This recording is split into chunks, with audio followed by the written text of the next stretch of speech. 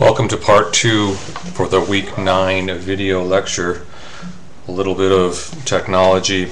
Now one of my classes has already seen this, but if you have, bear with me.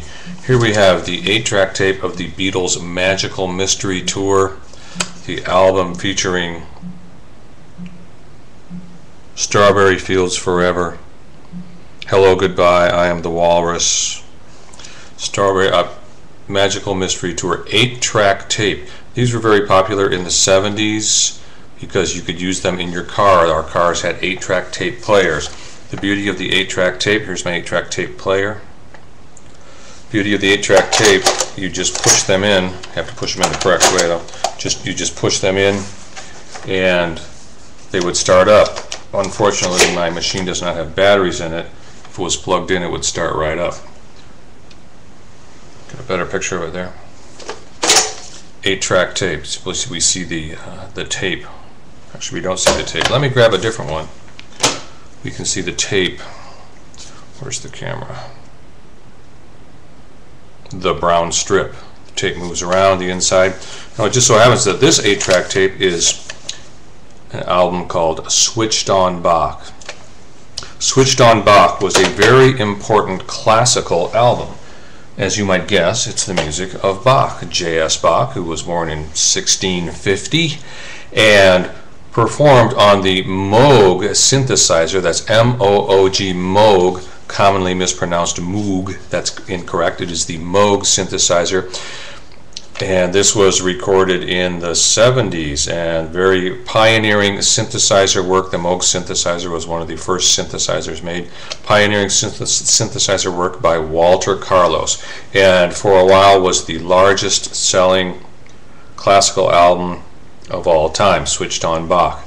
Very good album, still holds up today. Frequently early synthesizer stuff sounds very cheap and cheesy, like a cheap little organ, but this is very good stuff because Walter Carlos, who created this album, was a very good musician. Why am I talking about Walter Carlos and Switched on Bach? Walter Carlos worked very closely with Stanley Kubrick, and that brings us into our subject for part 2, week 9 part 2, movies, the movies of Stanley Kubrick. And also Walter Carlos is a very interesting character. We'll be talking more about Walter Carlos. Walter Carlos added music to the movies Clockwork Orange and The Shining. More on Walter Carlos in just a minute. But let's talk about 5 different movies by our friend Stanley Kubrick, who I consider to be the greatest director of all time. First, we did watch Dr. Strangelove, and now this week we're going to talk about 2001: A Space Odyssey, and 1968, 2001: A Space Odyssey, and then 1971, very important movie, A Clockwork Orange, and then later on The Shining, which will be the final movie we'll discuss this semester, and then also a movie we won't discuss this semester, but another Kubrick movie, which is a very fine movie, a Full Metal Jacket, Vietnam War movie. See those 5 movies if you can. Please this week try and get either 2001 or A Clockwork Orange. Clockwork Orange is a very difficult movie, so beware of that. But first, 2001, A Space Odyssey. It starts off, and you'll see this in one of the clips, with the ape men, and there's a big monolith, and the idea is this monolith is something from outer space, and it gives the ape men extra intelligence and causes them to evolve into human beings. Then later on in the movie, the same monolith is found on the moon, and it's sending radio messages to Jupiter. And so in 2001, in the future, well, it was the future back then. 2001 in the future, we have a space exploration that goes to Jupiter with rather bad results from HAL, the computer. Stanley Kubrick's 2001: A Space Odyssey. But more important for us today, A Clockwork Orange. A difficult movie based on Anthony Burgess's 1962 movie. Anthony Burgess, A Clockwork Orange, talks about the dystopian future of London, England, where the nighttime are ruled by roving gangs of young toughs who wander around beating people up, raping women, stealing, pillaging, plundering. And one of the groups, a group of 4 men led by Alex and his droogs. This is a slang that's used in the movie, much slang used in the movie. And they wander the streets at night doing those various things. Finally, Alex gets busted for killing a woman and winds up in jail 2 years in jail, but then is selected to undergo a government treatment to purge his sense of violence, and he is made to sit down with his eyelids taped open and watch very violent scenes on film while he is injected with drugs that make him very nauseous. So he develops a relationship between violence and nausea. So every time he goes out and tries to do something violent, he will become sick. And this is the way the government will control the criminal population. So then Alex does get out of jail, but then meets up with his old buddies from his old gang who've now become police officers, and they beat him up and leave him for dead. But then he gets found by a political activist who is against the government who is doing these new programs to basically get rid of the free will of the prisoners, as they did to Alex.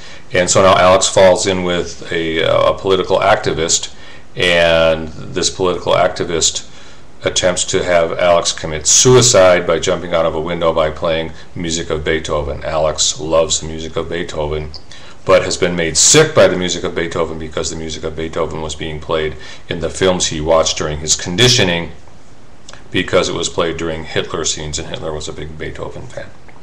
So a very good plot, very, very interesting story, but a very violent movie, but a very well done movie, and watch it if you can. But let's go back to Walter Carlos, because of Walter Carlos's early influence on early synthesizer music and the music of Bach, he got with Stanley Kubrick and recorded some Beethoven music on synthesizer, which was used in the movie. So there's quite a bit of Walter Carlos Beethoven music played on the Moog synthesizer in the movie A Clockwork Orange. But more interestingly, Walter Carlos had a sex change operation and was becoming Wendy Carlos at this time. I'm not joking. Wendy Carlos at this time, 1971. So sometimes you'll see music by Wendy Carlos for Clockwork Orange. Sometimes you'll see music by Walter Carlos. This is a very fine album. If you're interested in the music of Bach and synthesizers, get this album. So Walter Carlos became Wendy Carlos. I believe Wendy is still alive today, has a website, is now a world-famous solar eclipse photographer, Wendy Carlos. Wendy also worked on The Shining, and we'll be watching the introduction section to the movie The Shining later on in an assignment folder in weeks to come. And the very first part of the movie, as the Volkswagen with Jack Nicholson drives up the mountain to the Overlook Hotel in The Shining, some very spooky music provided by Wendy Carlos on the Moog synthesizer, and by this time, 1981, The Shining, other synthesizers also. So Walter Carlos became Wendy Carlos, pioneering a synthesizer player, switched on Bach, the largest selling classical album of its time. Get that right after you've gotten the Frampton Comes Alive, unless you can't stand Peter Frampton, as many people can't. But I actually like the song that we have posted here. So be sure you do watch the Peter Frampton video. Be aware of the music of Walter Carlos, and also the movies of Stanley Kubrick. Dr. Strangelove, he has more than this, but the five I really like. Dr. Strangelove, 2001: A Space Odyssey, and for our purposes here, A Clockwork Orange, The Shining, and last, we won't get to it in this class, Full Metal Jacket.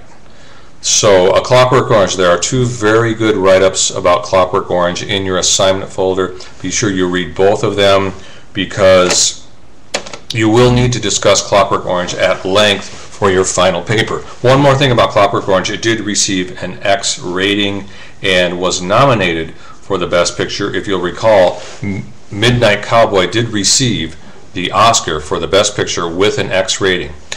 Clockwork Orange was the second movie with an X rating to be nominated, but it did not win. So Midnight Cowboy is the only movie to win the Oscar with an X rating, although Midnight Cowboy and Clockwork Orange are the only two movies to be nominated with an X rating.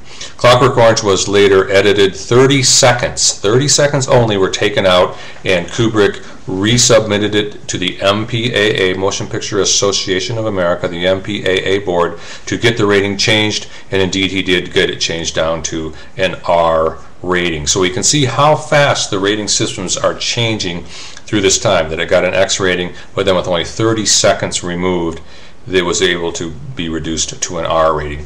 And I think I see these two movies very differently, Midnight Cowboy and Clockwork Orange. We can watch Midnight Cowboy and go, wow, nothing really much happens in this movie to get an X rating. There's some uncomfortable moments. The scene in the movie theater is a bit uncomfortable, but nothing very graphic at all, and it really does not come off as an X movie.